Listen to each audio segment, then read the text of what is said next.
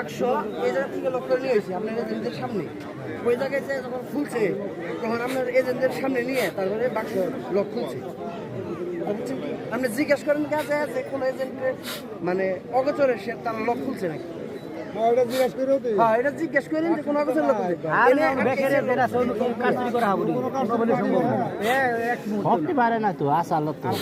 সারাদিন ভালো করে লাশ মরতে দিয়ে এটা করে দাঁড়িয়ে করেন বিন্দু পরিমাণ